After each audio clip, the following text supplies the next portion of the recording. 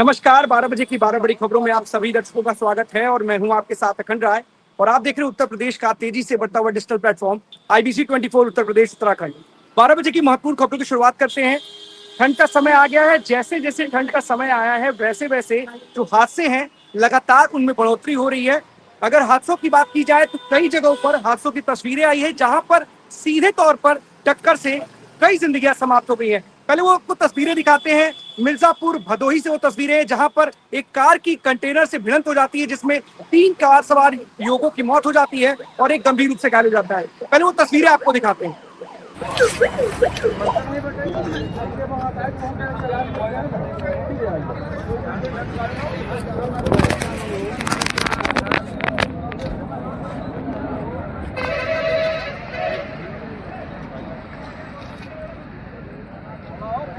साहब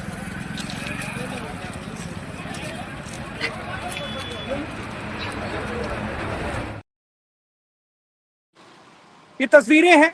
आपको कहीं ना कहीं सतर्क रहने की बात भी समझनी चाहिए और सुरक्षित होकर के ही गाड़ी चलानी चाहिए। कोहरे की वजह से भी इस तरीके की कई घटनाएं घटित होती है तो कहीं तेज रफ्तार इसकी सबसे बड़ी वजह निकल करके सामने आती है। किस तरीके से एक काल बन करके ये कार किसी कंटेनर में घुस जाती है और कई जिंदगियां समाप्त हो जाती है। मिर्जापुर, भदोही और प्रयागराज कमोबेश सब जगह ऐसी ही स्थिति है जहां पर इस तरीके के हादसों से कई जिंदगियां समाप्त हो गई हैं। आपको एक और खबर बता दें, महत्वपूर्ण खबर है। देश की राष्ट्रपति द्रौपदी मुर्मू आज राजधानी लखनऊ में है और इस वक्त वो ब्रह्मा कुमारी के समागम में पहुंची हुई हैं। सबसे बड़ी बात है कि उनके स्वागत के लिए तमाम इंतजाम किए गए हैं राजधानी लखनऊ में। अब चलते हैं अपने सभी सहयोगियों के पास, एक एक करके हमारे साथी हमारे साथ जुड़ेंगे जो आज की बड़ी खबरें उनके शहरों की है वो बताएंगे। सबसे पहले हमारे साथ आदर्श जुड़ रहे हैं हरदोई से। आदर्श, कौन सी बड़ी खबर है हरदोई से आज? अखंड जी, आज हम आपको बताएं हरदोई जनपद के हम इसमें बावन चुंगी फिलहाल खड़े हैं। लेकिन जहां पर अगर हम बात करें शहीद को लेकर, जो शहीदों को लेकर जो जहां PM और CM उनका सम्मान करते हैं, वहीं हरदोई जनपद में एक 52 ब्लॉक के अहातुर में गांव है। वहां पर शहीद के लिए जो पाकिस्तान और हिंदुस्तान का भी बीच में कुछ हुआ तो उसमें लेकर उनको शहीद हो गए थे। तो उसी शहीद को लेकर वहां पर जमीन को लेकर एक विवाद चल रहा था, जिसमें जमीन इन्होंने मांगी थी जो नगर पालिका की जमीन है। पहले तो यहाँ पर लेखपाल ने कहा कि जमीन हम आपको दे देंगे, आप उस शहीद को उनकी स्थापना वहां पर स्थापित कीजिए। और जो परिवार अब उसके बाद में वो बात से मुकर गए, अरे वो हम जमीन आपको नहीं दे पाएंगे। आखिर क्यों नहीं दे पाए, क्या वजह है, ये हमारे पीछे परिवार पूरा परिवार देखिए खड़ा उनका है शहीद का। और उनके यहाँ पर जो है दूसरा का घर पर भी खड़े हैं। और जो शहीद हुए उनके यहाँ पर लड़के खड़े हैं, उनकी बहू खड़ी है, उनके भाई लोग खड़े हैं, उनकी बहन भी खड़ी है। हम बारी बारी सबसे बात करें और हम उस जगह को भी दिखाएंगे यहाँ पर इनकी फोटो भी लगी है और उनको सम्मानित किया गया है। और जी भैया, क्या नाम, आप आइए भैया, क्या नाम है आपका? जी, मेरा नाम आलोक सिंह है। जी, क्या समस्याएं हैं आपको? समस्या मेरी ये है कि अभी जो हमारे बाबा जी शहीद हुए थे 1965 में जी, इंडिया पाकिस्तान वार में, तो उसमें उनकी अभी 4 साल पहले एक मूर्ति लगने के लिए बोला गया था जिला प्रशासन की तरफ से। तो उनकी मूर्ति हमारे हरदोई में 2 साल से रखी हुई है और हमारे स्थानीय जो हमारा गाँव पड़ता है अवगतपुर, वहाँ पे उनको जगह नहीं मिल पा रही है। लेखपाल ने पहले जगह के लिए बोला गया था, बट हमारे यहाँ के प्रधान ने शायद सपोर्ट नहीं किया उनको, उनकी जगह नहीं मिल पाई। उसके बाद में अभी कुछ दिन पहले ही हम लोगों को पता चला कि वो किसी अपनी जगह पे हमको बिना बताए उन्होंने कोई जगह चयनित कर ली जो हमारे गाँव के बहुत ही बाहर है, जो कि आई थिंक वहाँ पे जंगल पड़ता है, कोई देखने वाला नहीं है, उसकी मूर्ति की केयर करने वाला भी नहीं है। तो हम लोगों ने उसके लिए मना किया कि नहीं, हमें ऐसी जगह पे मूर्ति आप मत लगाइए जहाँ पे उनका सम्मान की जगह अपमान हो रहा है, क्योंकि वहाँ ना कोई देख सकता है, पता नहीं आप कोई जानवर आके उनकी मूर्ति तोड़ देता है या कुछ भी हो जाता है, उसकी कोई जानकारी किसी को नहीं हो सकती। वो जमीन किसकी है? वो जमीन अब आई थिंक अभी हमारे गाँव के खलियान की जमीन है, 2 किलोमीटर दूर है हमारे गाँव से बाहर खेतों की तरफ। तो उसके लिए हम लोगों ने मना किया। तो अभी हमने लेखपाल से बात हुई थी लास्ट टाइम, हम लोग कल गाँव भी गए थे जमीन की जांच कराने के लिए। तो वहाँ पे जमीन निकल रही थी, कुछ जो तिराहा पड़ता है हमारे गाँव में, एक अच्छी जगह है जहाँ पे अगर आप शहीद की मूर्ति लगाएंगे तो लोग देखेंगे। बट उसके लिए उन्होंने पहले तो बोला कि हाँ जगह अवेलेबल है, बट जब हम लोगों ने यहाँ पे जांच मांगी कि रिपोर्ट आप दे दीजिए हमको, हम एक बार DM से बात कर लें उसके लिए, उन्होंने मना कर दिया कि नहीं यहाँ पे कोई जमीन अवेलेबल नहीं है। हमसे बहुत बदतमीजी से बात की उन्होंने कि आपको जो करना है कर लीजिए। बदतमीजी से बात किसने की? लेखपाल ने। क्या नाम है लेखपाल का? लेखपाल का नाम अरुण कुमार पड़ता है। अनिल कुमार जी। अच्छा। तो उसके एप्लीकेशन आपने कहाँ दिए हैं? एप्लीकेशन हमने DM के यहाँ लगाई हुई थी, SDM को एप्लीकेशन दी थी, और मैंने जो पोर्टल आता है CM योगी जी का, मैंने उस पर भी एप्लीकेशन को अपलोड किया था जी। तो हमने एप्लीकेशन, क्या वो फॉर्म दिखलाएंगे हमको कहाँ? जी बिल्कुल, मैं आपको दिखा देता हूँ। अगर देखिए ये इन्होंने जो जहाँ एप्लीकेशन दी है वो जिसमें फॉर्म अवेलेबल है, मैंने पोर्टल पे एप्लीकेशन जो अपलोड की थी उसके फॉर्म है सारे। ये सारी चीजें मैंने वहाँ पे ऑलरेडी इसकी ले रखी हैं साथ में अपनी। तो टोटल 4-5 एप्लीकेशन जो है लगाई हुई थी हर जगह। तो यहाँ पर कहीं ना कहीं हम बात करें अखंड जी, एक शहीद को लेकर यहाँ शहीद को जमीन नहीं दी जा रही जिससे उनकी वहाँ पे मूर्ति लग सके, और उनका परिवार गुहार भी लगा चुका प्रशासन द्वारा, लेकिन आरोप जो है लेखपाल पर लगाए जा रहे हैं कि जो लेखपाल है उनको जमीन पहले तो कह रहा है कि जब जमीन हम दे रहे उसके बाद जमीन देने से मना कर दिया। क्यों मना किया, कि क्या वजह है? जी जी बताएं, क्या बात है जी? आइए आइए जी, क्या समस्या बताएं। आप छोड़ दिया, आप बोलिए भैया, जी, बोलिए। शहीद का गेट लगा हुआ, हम चाहते हैं वहीं पे मूर्ति हमारी लगे, लेकिन वहाँ गांव वाले और लेखपाल कोई नहीं चाहता है कि यहाँ पे मूर्ति लगे। वहाँ बहुत दूर खेतों में कहीं लगा दी। अब हम नहीं चाहते वहाँ लगे, इतनी बारिश के समय में पानी भर जाता है, वहाँ लैट्रिन बाथरूम जैसे हर चीज, वहाँ गंदगी में क्या शहीद को डाल देना अच्छी बात? क्या मूर्ति आ चुकी है यहाँ पर क्या? जी हाँ, मूर्ति बन चुकी है, 2 साल हो गया। अब उनके लड़के उनसे थोड़ा बात करें सर, एक मिनट आप सर, क्या समस्या है, क्या क्या दिक्कतें आ रही? सर समस्या हमें ये है कि हमारे पिताजी की मूर्ति सही जगह पर लगाई जाए, तो आदमी उसका सम्मान कर सके, क्योंकि इसलिए नहीं लगाई, मूर्ति जाती है, सरकार ने उसे मूर्ति दी है इसलिए नहीं दी, खड्डे में डाल दी जाए। तो हमें यही है कि हमारी मूर्ति सही जगह पर लगाई जाए, आदमी उसका सम्मान कर सके। और मेरे तिराहा गांव में अवधपुर में तिराहा है, हम वहीं चाहते हैं मूर्ति हमारी वहीं लगे और वहीं पर हम उनका देखा सम्मान किया जाए। जी अखंड जी, आप सवाल कर सकते हैं सर। सबसे बड़ी बात है, क्या लेखपाल के इस रवैये का आपने सीधा सवाल या किसी बड़े अधिकारी से, जिला अधिकारी से आपने मिला, क्या एप्लीकेशन महज दी है या फिर आपने जिला अधिकारी के पास भी जाकर के निवेदन किया या गुहार लगाई? क्या कुछ आपने इसके बाद लेखपाल के इस बर्ताव पर आपने क्या कार्रवाई की है? क्या आपने किससे मुलाकात की, किससे गुहार लगाई? मैंने पहले ही एप्लीकेशन दिया, मैं सीएम को था सर दी थी, मगर उसके बाद में एप्लीकेशन कोई हमने दी ही नहीं। लेखपाल ने जब मना कर दिया तो सर हमने किसी को दी ही नहीं कि कोई आगे जाकर आप सब कुछ किसी को फोन कर लीजिए, कुछ कोई न कुछ कर सकता है। जमीन अगर लगवानी है तो उसी जगह पर लगवाइए जहाँ आपकी हो रही है तहाँ। क्या आदर्श, आपने भी इस पूरे मामले पर किसी सक्षम अधिकारी से बात करने की कोशिश की कि इनके मामले में क्यों नहीं कोई कार्रवाई हो रही है? क्यों इस तरीके से एक बर्ताव, एक इस तरीके से सम्मानित परिवार के साथ इस तरीके का बर्ताव किया जा रहा है? आखिरकार क्यों इस मामले में इतना ढीला रवैया अपनाया जा रहा है और लेखपाल इस तरीके का बर्ताव कर रहा है? क्या कुछ कहा है कुछ अधिकारियों ने? क्या आपकी इस पूरे मामले पर किसी अधिकारी से बात हुई है? कोई रिएक्शन उनकी तरफ से इस पूरे मामले पर? जी देखिए, बिल्कुल मखन आपको बताना चाहिए, क्योंकि चूंकि इनके साथ मेरे पास कल ही फोन आया था कि वहाँ पर ये समस्याएं आ रही हैं, तो आज हम सुबह ऐसे चूंकि लाइव किया है, अब इनसे मिला, सीधे हम डायरेक्ट अधिकारी से मिलेंगे। ये सर, इनको जो जमीन लेखपाल ने दी है, आखिर उन्होंने उस जमीन को देने से क्यों मना कर दिया, आखिर क्या वजह है सर? जी हाँ बिल्कुल आदर्श, इस पूरे मामले पर जो भी उनका रिएक्शन हो, जरूर उनका रिएक्शन लेने की कोशिश कीजिएगा और आखिरकार इनको न्याय मिल सके, इसके लिए क्या कुछ कर रहे हैं अधिकारी, ये भी हमारे दर्शकों को बताइएगा। और साथ ही साथ ये भी बताइएगा, परेशान है, पीड़ित है और इस तरीके से पूरा परिवार खड़ा है, तो कम से कम इनको भी न्याय मिलना चाहिए। और अगर इस तरीके का बर्ताव उनके द्वारा किया जा रहा है तो अपने आप में गलत है। किसने इस तरीके का बर्ताव करने के लिए इनको अधिकृत कर रखा है? सबसे बड़ा सवाल तो यही, इस पर जरूर उनकी बाइट, इस पर भी रिएक्शन लीजिएगा, क्योंकि ऐसा थोड़ी ना है कि इस तरीके का बर्ताव वो किसी के साथ भी करेंगे। सक्षम अधिकारी है तो क्या मतलब इस तरीके किसी के साथ खिलवाड़ करेंगे, किसी के साथ दुर्व्यवहार करेंगे? ये किसी ने नहीं कहा है। तो कम से कम जो भी जरूरी हो इनकी बात रखिएगा और साथ ही साथ ये भी बताइए किस तरीके का दुर्व्यवहार इनके साथ किया गया, किस तरीके से गलत काम किया जा रहा है। बहुत बहुत धन्यवाद आदर्श इस तमाम जानकारी के लिए। आप अखंड जी, हम एक 2 सेकंड और हम आपसे आपका लेंगे। हम आपको दिखाना चाहेंगे यहाँ पर जो शहीद उनकी फोटो भी दिखाएंगे, उनको देखिए यहाँ पर थोड़ा 1 मिनट देखिए, ये शहीद की देखिए यहाँ पर ये फोटो लगी हुई है, ये देखिए, और ये सारे इनको जो शहीद सम्मान किया गया है। ये स्वतंत्रता दिवस पर हर घर तिरंगा की यात्रा वीर बंधन धर्मपाल सिंह निवासी गांव अवहतपुर 52, ये जो है यही शहीद हुए हैं और इन्हीं की मूर्ति के लगने लिए प्रशासन यहाँ जो है यहाँ का जो है जमीन देने के लिए इनकार कर रहा है। अभी क्यों कर रहा है ये तो यही लोग जान सकते हैं, लेकिन ये गलत कर रहा है। जी जी हाँ बिल्कुल आदर्श, अब क्या कहा जाए इन प्रशासनिक अधिकारियों पर जिनके कंधों पर जिम्मेदारी होती है आम जनता से लेकर खास सभी के लिए, लेकिन किस तरीके का व्यवहार इनका है ये देखते बनता है। सबसे बड़ी बात है क्या है इस पूरे मामले पर, उनकी राय जरूर बताइएगा और कम से कम वो किस तरीके का जो व्यवहार है वो कितना गलत है, इसकी जानकारी भी जरूर उनको दीजिएगा, और आपने क्या कार्रवाई अब तक की है इसके बारे में भी अपडेट कीजिएगा। बहुत बहुत धन्यवाद आदर्श इस तमाम जानकारी के लिए आपका। इंद्रवीर हमारे साथ रायबरेली से बने हुए। इंद्रवीर, कौन सी बड़ी खबर है रायबरेली से आज की?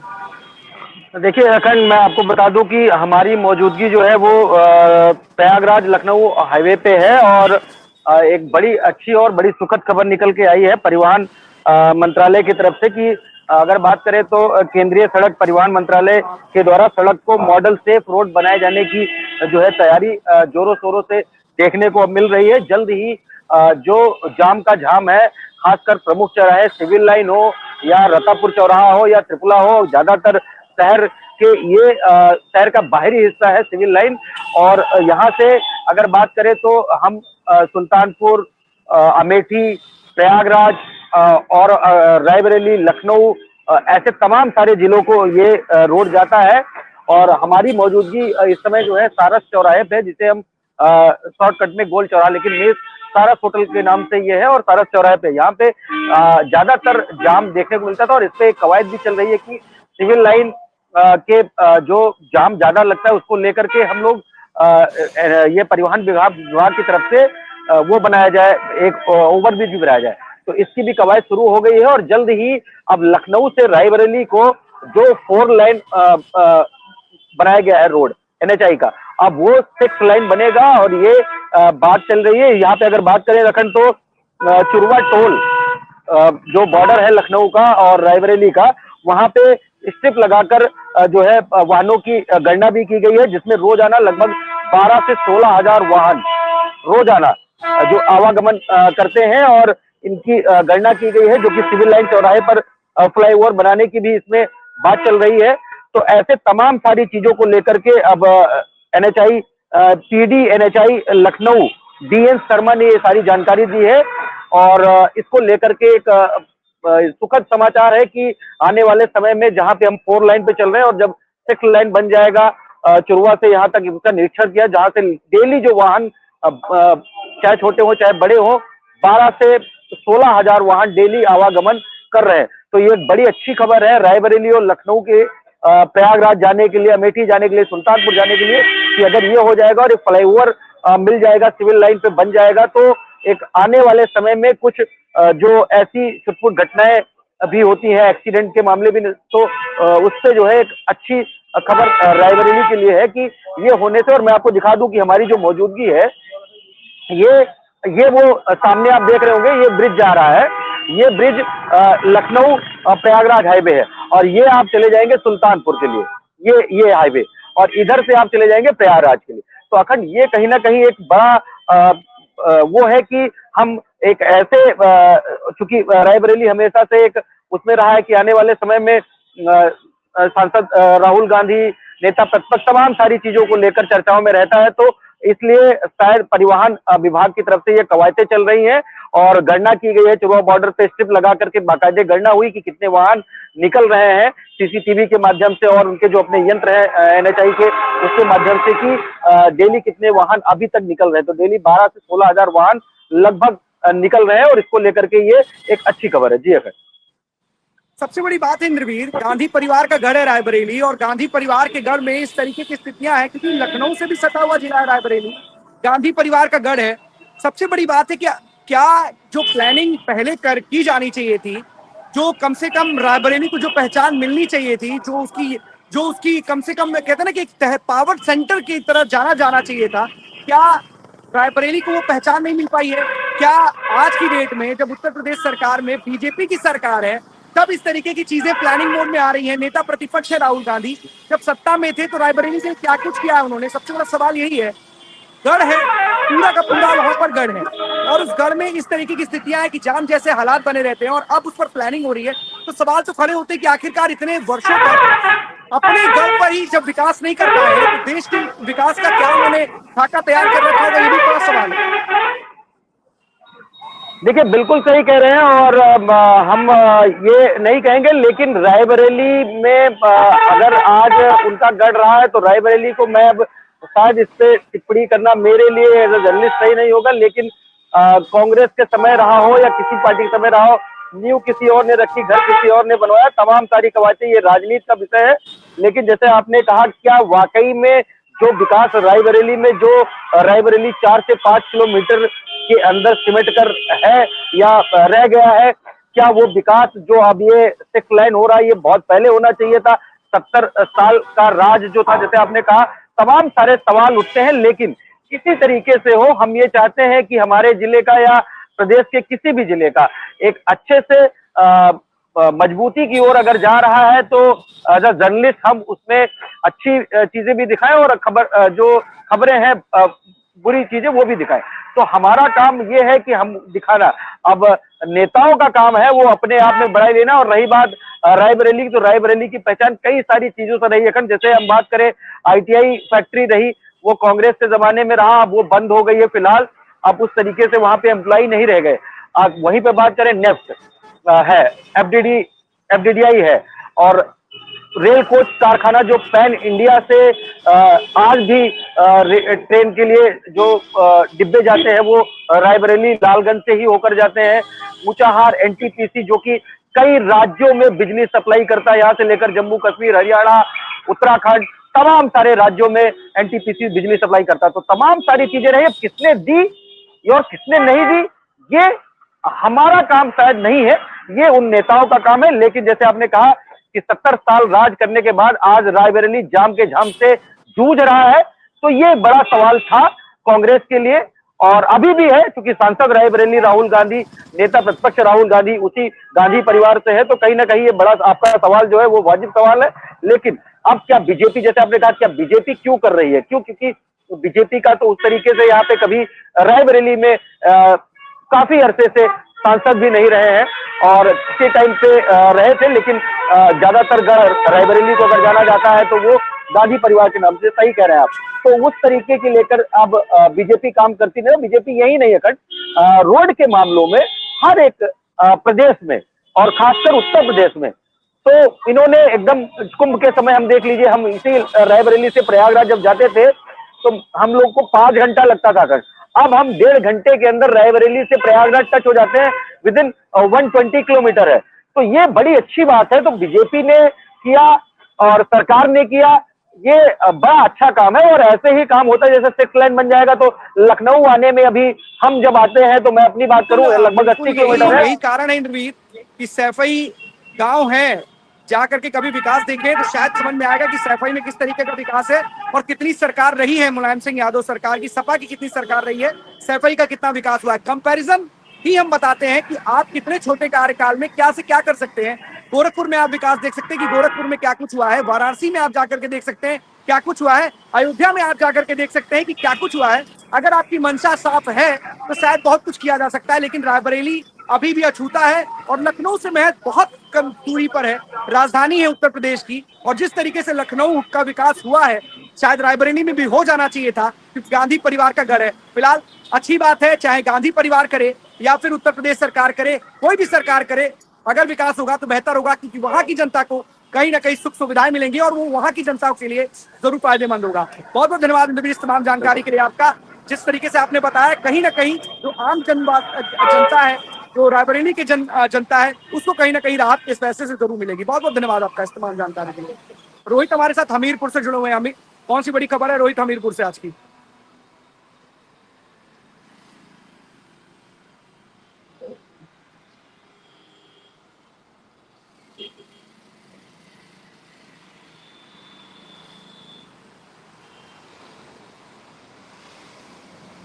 रोहित, आवाज आ रही है आपको? रोहित के पास चलेंगे, तब तक हमारे साथ जितेंद्र जुड़े हुए हैं बस्ती से। जितेंद्र, कौन सी बड़ी खबर है बस्ती से आज की? बिल्कुल, अखंड बस्ती से बड़ी खबर की बात की जाए तो जिस तरीके से FIR को लेकर लगातार जगह फॉर्म भरे जा रहे हैं, लेकिन कहीं ना कहीं बस्ती में भी अगर बात की जाए तो क्योंकि जो एरिया कहीं ना कहीं वो स्वयं मैदान में होते हैं, और वो लगातार लोगों से अपील भी कर रहे हैं कि अपना जो FIR फॉर्म है। जी बिल्कुल, अखंड आवाज आ रही है?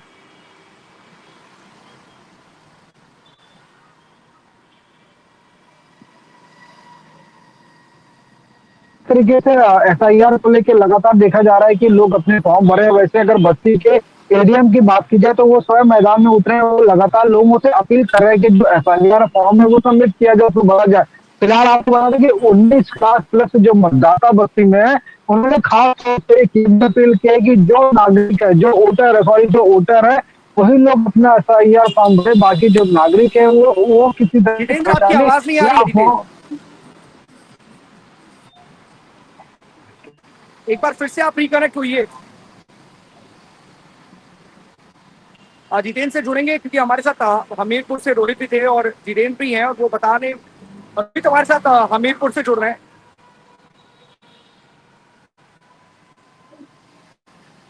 रोहित, आवाज आ रही है आपको? जी आ रही है कंठ।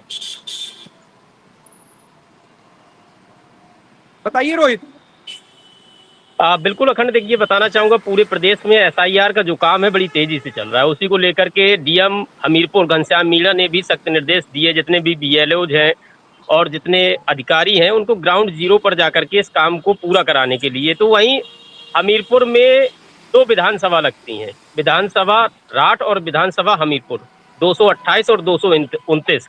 228 विधानसभा में बीएलओज जो बहुत कम धीरे काम कर रहे थे, जिनको लेकर के 17 लोगों का वेतन रोकने का आदेश डीएम ने दे दिया है। वहीं अगर विधानसभा राठ की बात करें तो विधानसभा राठ में जो 3 बीएलओ हैं जिन्होंने समय से पहले अपना पूरा काम किया, जिसको लेकर के एसडीएम सरीला बलराम गुप्ता ने उनको मूवी देखने का टिकट दिया। ये काफी खबर हम लोगों ने भी पहले दिखाई इस खबर को, और ये बहुत ही अलग तरीके की खबर है कि जहां खबरें आपने भी सुनी होंगी, जहां बीएलओ हैं एसआईआर की प्रक्रिया को लेकर के आत्महत्या कर रहे हैं, तो वहीं एक हमीरपुर से ये जब खबर सामने आई कि जो बीएलओ हैं वो बड़े एंजॉयमेंट के साथ काम कर रहे हैं और उनको मूवी देखने का टिकट दिया जा रहा है, कहीं ना कहीं इससे जो कर्मचारी हैं उनका हौसला भी बढ़ता है और एक बहुत ही अलग खबर है। लेकिन एसआईआर को लेकर के लगातार हमीरपुर में तेजी से काम हो रहा है और अभी तक विधानसभा राठ में लगभग 75% काम पूरा हो चुका है। लेकिन वहीं सदर विधानसभा में 17 बीएलओ के ऊपर कार्रवाई की गई है, उनका 1 दिन का वेतन काटने का आदेश डीएम ने दिया है और साथ ही स्पष्टीकरण भी मांगा है। अखंड, बहुत बहुत धन्यवाद रोहित आपका इस तमाम जानकारी के लिए। हमारे साथ ब्रिजेंद्र दुबे जुड़े हुए हैं। ब्रिजेंद्र, कौन सी बड़ी खबर है?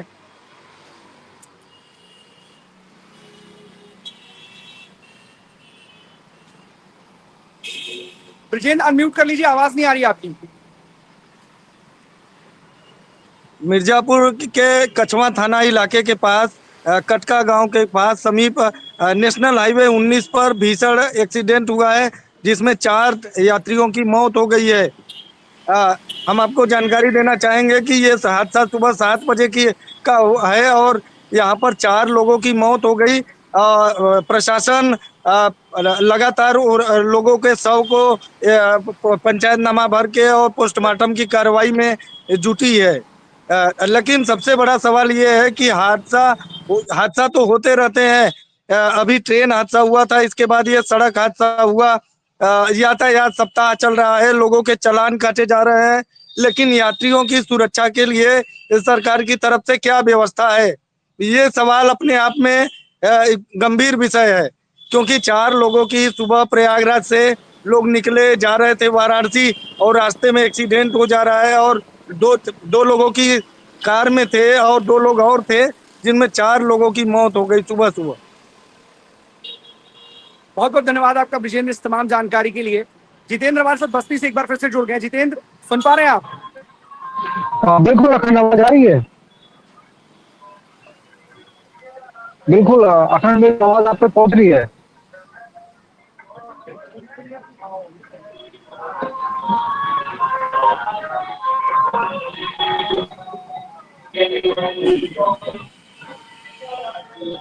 क्या मेरी आवाज आप तक पहुंच रही है? जितेंद्र, नेटवर्क का कुछ इशू है, आपकी आवाज नहीं आ पा रही है, फिर से आपसे कनेक्ट होने की कोशिश करेंगे। लेकिन जिस तरीके से एसआईआर का फॉर्म लगातार भरवाया जा रहा है और एक के बाद एक विपक्ष लगातार सवाल भी खड़े कर रहा है, कहीं ना कहीं विपक्ष की जो मंशा है वो एसआईआर पर सवाल खड़े करने की, लेकिन दूसरी तरफ समाजवादी पार्टी के नेता अखिलेश यादव, जो कि कहीं ना कहीं वोट काटने का आरोप लगाते आए हैं चुनाव आयोग और बीजेपी के साथ मिलकर, वो कहते हुए नजर आ रहे हैं कि एसआईआर फॉर्म जरूर भरें और कहीं पर दिक्कत आ रही है तो कम से कम जो भी उनके करीबी नजदीकी लोग हों उनसे संपर्क करें। तो कहीं ना कहीं एसआईआर को लेकर राजनीति तेज है। विपक्ष लगातार बीजेपी पर और चुनाव आयोग पर सवाल खड़े कर रहा है और कहीं ना कहीं इसके जरिए बीजेपी और चुनाव आयोग से ही सवाल पूछ रहा है कि क्या उनकी जो मंशा है वो वोट काटने की है और साफ तौर पर वो कहीं ना कहीं आरोप लगा रहा है कि जो उनके समर्थक हैं उनके वोट काटे जा रहे हैं और बड़ी तादाद में वोट काटे जा रहे हैं। 50,000 से ज्यादा विधानसभा में वोट काटे जा रहे हैं। और यही नहीं, समाजवादी पार्टी के प्रमुख अखिलेश यादव 3 करोड़ से ज्यादा वोट काटने की बात भी करते हुए नजर आ रहे हैं, चुनाव आयोग पर आरोप लगा रहे हैं। वहीं नेता प्रतिपक्ष राहुल गांधी भी साफ तौर पर एसआईआर पर सवाल खड़े कर रहे हैं और कह रहे हैं कि जल्दबाजी में लिया गया फैसला है, ये जो साफ तौर पर कहीं ना कहीं जो दिखाता है, दर्शाता है कि बेईमानी चल रही है। फिलहाल देखने वाली बात होगी कि इस पूरे मामले पर किस तरीके से जो जनता है उसको देखती है, क्योंकि कहीं ना कहीं जो वोट काटने की बात है वो विपक्ष की तरफ से हो रही है। फिलहाल जनता इस पर आगे आकर के कुछ भी कहती हुई नजर नहीं आ रही। तो ठीक है, 12 बजे 12 बड़ी खबरों में आज के लिए बस इतना ही। कल हम आपके सामने फिर से होंगे आदित्य, तब तक ले दीजिए हमें इजाजत। धन्यवाद।